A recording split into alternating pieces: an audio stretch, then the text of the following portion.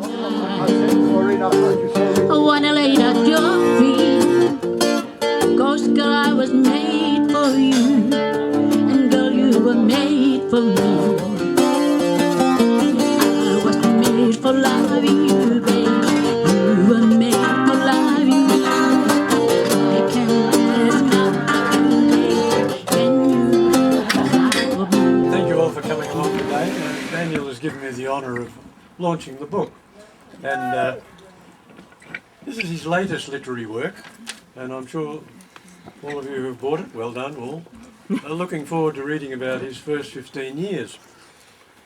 He's given us a vivid description of growing up in colonial Algeria, the French colony.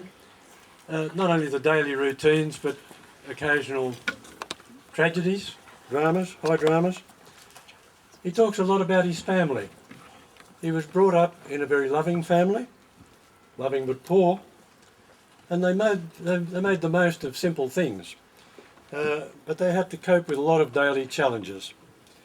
His father and mother were both caring and kind, and they encouraged him to absorb their values of compassion, respect and tolerance. When he was seven, he thought life was good if simple. Despite their somewhat straitened economic circumstances, Daniel wasn't envious or bitter about people who were better off. In fact, I think he says, I'm going to quote, his community experience was that the poor were more benevolent. The middle class and the rich only gave when it was in their interest. As a child, Daniel was lovable, clever, kind, and in his early youth, occasionally a bit naughty. You might think that nothing much has changed, but I have to say that the naughtiness increased in range and variety in his teenage years. I urge you to read on past chapter 1. He was keen to learn, had a vigorous imagination, enjoyed school, loved reading and storytelling, still loves storytelling, and despite some brutal teachers, he was lucky to have a teacher in high school, who, and I'm going to quote again, Daniel writes, who inculcated in me a love of words, poetry, theatre, and above all, literature. Here we have the latest example of that. Hands up everybody who knows what gallinaceous means. That would mean becoming French. Yeah. Good try. Good try. I had to look it up. It's related to chooks. Who would have known? Where did you get that? His writing is full of evocative images across the range of all our senses. Sight, sound, smells, taste, especially tastes. Daniel loves good food, still does. His descriptions of his early childhood experience, very engaging. I suppose when I was reading it I thought, I don't think I would have done that. Family, school, the importance of mateship, and pushing the boundaries of authority are perhaps some of the major themes in the book. I want to mention one in particular because it's something that I certainly would have dreamt of doing. It's what Daniel might call the boys will be boys line. Smoking, he's 13, smoking, occasional drinking, raiding the neighbour's orchard, figs, peaches, grapes, unthinking risk-taking, fights with rival gangs. He's got his own gang. Yeah. He himself describes his behaviour as sometimes crazy and dangerous. Bloody oath it is. I wouldn't have done half the things he did. But he almost never gets caught. How'd you manage that? Anyway, just to conclude, the book's a great read. I'm so happy that so many of you have bought it. If anybody hasn't, I'll be speaking to you. I look forward to the next volume. This only took 15 years. So, page for page, he's got another 5 volumes to go. I look forward to the next one. Thank you, Daniel. Yay!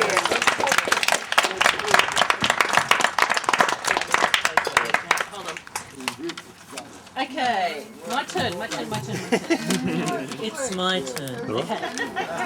I have to put on my nana glasses. Okay.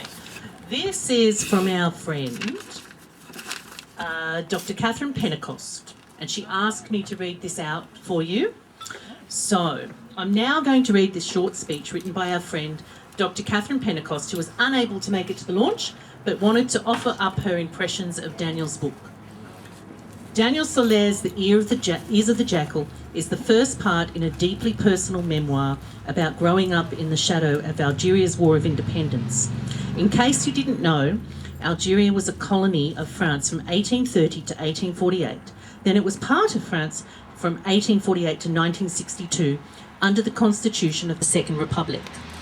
This book is a loving homage to Daniel's parents, extended family and friends, and as such it expresses warmth, tenderness and humour, as well as revealing some of the darker aspects of his childhood and youth.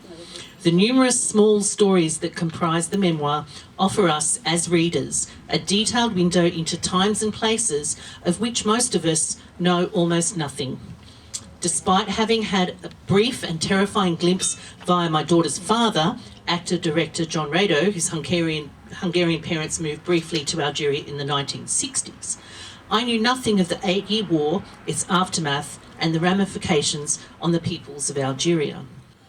Daniel's stories, like all the best memoirs, draws its strength from his own experiences. It is the multitude of details of his childhood in Algeria that make the book a richly descriptive tale of love, community, challenge and resilience. Intrigued by the book, I learnt that The Ears of the Jackal refers to a Berber Hispano-Arabic saying, which is explained by the idea that you have not experienced hardship in life until you have seen the ears of the jackal. Jackals are wolf-like dogs, perhaps not unlike dingoes, who are cunning hunters of livestock. I think of the jackal as a symbol of the unpredictable nature of survival, especially in a place where you are an outsider of sorts. Indeed, Daniel's ancestors were poor Hispanic migrants, desperate to find a better way of life on foreign soil. They had migrated to Algeria between 1875 and 1880. Both Daniel's grandfathers fought in World War I, and later Daniel's own father joined the Free French Regiment of Zouaves against the Vichy French in the Middle East in World War II. Daniel's story begins with the tale of Monsieur Ramos's funeral in 1960. Ramos has been hacked to death by insurgents who hated the French administration of Algeria.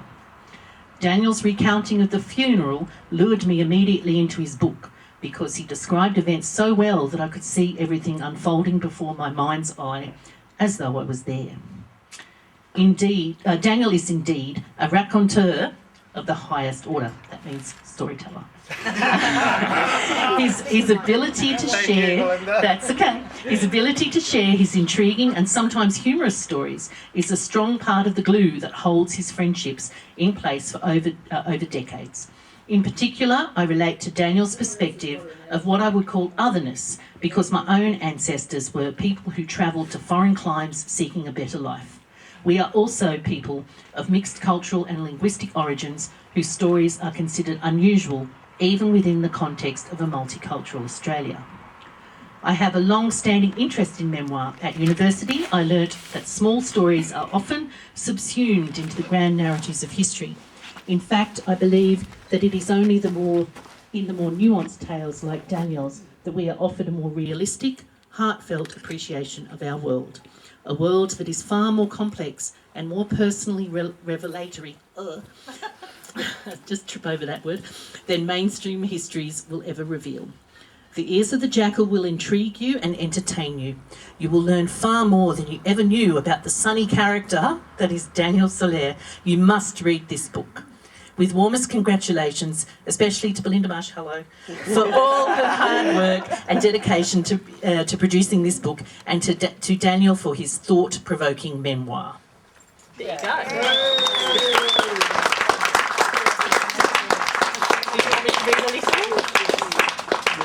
Do you want me to read a little story out of it? I just want to add that.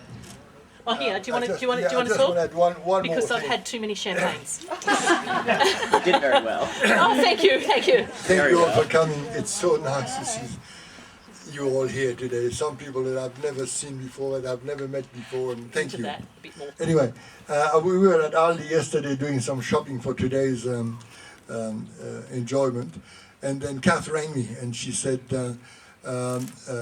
congratulations, she wanted to talk about, she said, one word that she said, I want to make sure that the millennials read this book. That was interesting. That's all I wanted to say. Thank you so much for being here and for buying the book, by the way. Hello, anybody who hasn't bought the book yet? They're coming. I got a box full. I'm going to pay for the biscuits and the cocktail drinks and the champagne. Thank you so much for it. Now, with your permission, Belinda will read a couple of passages from the book just to make you laugh and giggle and whatever. Okay. Okay? Okay, hold on. I need a book.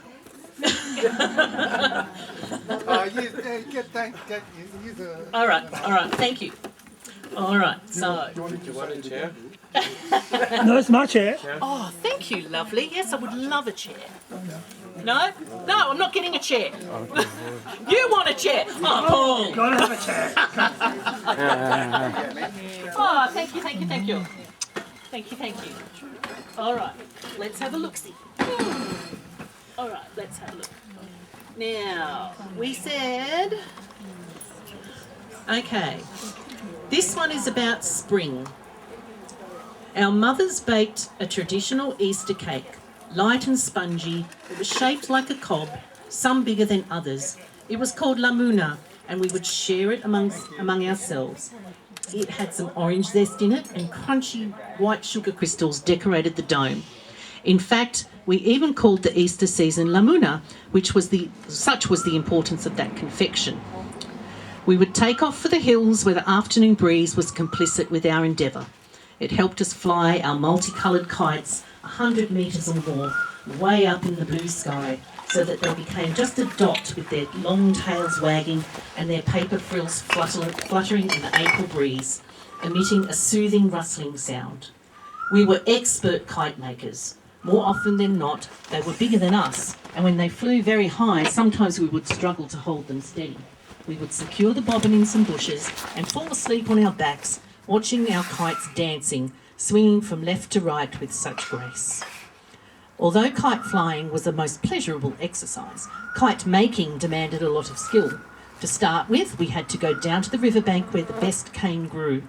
They had to be flexible and robust at the same time, so as to sustain the many crashes that were inevitable during the season. There we would spend a few hours choosing our canes that we would cut and split into long flat blades that we then heated above a campfire so that we could shape them and render them stronger. He would also sell us bobbins of strong jute string, which were up to 100 metres long and more. Some boys preferred fishing line. It was cheaper, but it cut your hands, especially when the wind was too strong. We made our own glue with some of our mum's white flour. With all these ingredients and spare parts gathered, we would assemble, preferably on the very large footpath outside my house. And then the kite making was on in earnest. It was a lot of fun and frustrating at the same time. The weather was clement and the winds were propitious. We were happy. These were the days of bliss and waggery. My kite was as tall and big as me. We simply laid on the grass on the side of the hill, watching those small multicoloured dots up there in the blue sky, balancing left to right, or suddenly taking a dive and then climbing again, proud of ourselves, munching on our mother's delicious muna. At the end of a kite-flying day, the string had to be rewound, and that was the hard part. The kites had to be brought back to earth. It was a tedious 15-minute effort. The winding of the string was done in a special way so that it would not get tangled up next time you flew the kite. It was intricate, and sometimes disaster would strike if you accidentally let go of the bobbin. You had to run after it, and fast, always downhill. You would be watching the helpless kite floating towards the ground whilst trying to step on the bopping bobbin, hoping to stop it dragging along faster than you could run. If you were lucky, it would be caught and stopped by a bush or a small tree, but that hardly ever eventuated. Everyone else was too busy to help, recalling their own kite, winding up the 100-metre long string on the bobbin a few inches at a time, making sure that it did not escape your hold. These dramatic moments happened when we ignored the elements and persisted even when the fiercer winds prevailed. This is when the nylon string showed its superiority. The twine was not strong enough to resist the sudden gust that would pull away and make you jerk, or worse, snap the twine. You would put up with the teasing and laughter of the other boys up on the hill. At the end of the kite flying season, when we were all back at school, each day we would walk under the power lines, recognising so-and-so's kite and giggle, recounting the chase that had ended in failure. The skeletons of kites with their shredded frills and torn bodies were still uttering sounds of sorrow, gauchely flapping and fluttering in the light wind, a reminder of a dramatic moment and a successful season.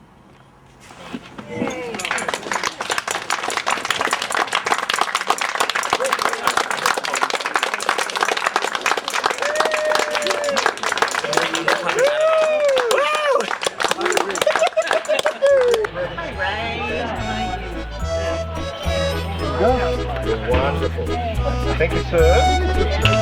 Now, how much is it? I've got some cash, so probably got enough, Daniel. How much is it? $30.